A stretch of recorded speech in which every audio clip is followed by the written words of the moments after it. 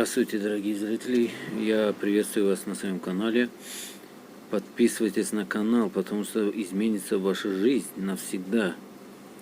Потому что психолог и исследователь Кэрол Дуэк считает, что все люди делятся на два типа: с фиксированным мышлением и гибким.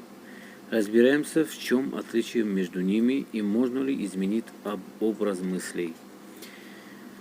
Исследование, которое она провела в коллегию в 80, согласно ее данным, одна группа людей верит, что способности у них врожденные, и повысить их невозможно. А вторая считает, что таланты развиваются благодаря упорству и настойчивости. Последние люди с гибким мышлением или мышлением роста, по мнению Дуэк, они лучше справляются с стрессом и неудачами и с большей вероятностью достигают успеха. Кэрол Дуэк предлагает 5 шагов, которые необходимо сделать, чтобы прийти к гибкому мышлению. Примите свои слабые стороны и поставьте адекватные сроки для их развития. Учитесь в своем темпе и не оглядывайтесь на других, воспринимайте трудности как возможность получить опыт. Даже если их не получится преодолеть, перестаньте искать одобрения и сосредоточьтесь на прогрессе. Не важно, что о вас думают окружающие. Ставьте процесс выше результата.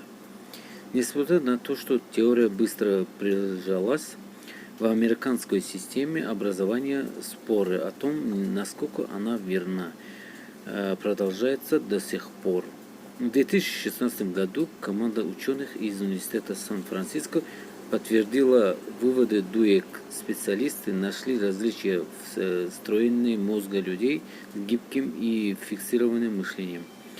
Первые, когда ошибались, адаптировали свою стратегию обучения, а вторая сильнее расстраивалась.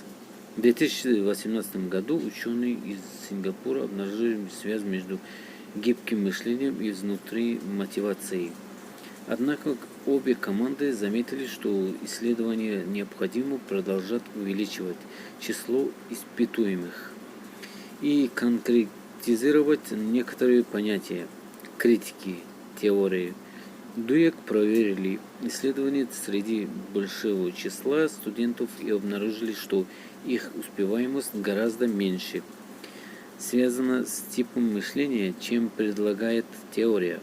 Несмотря на это, они обратили внимание, что занятия, направления на развитие гибкого мышления, повысили оценки у тех, кто учился значительно хуже сверстников.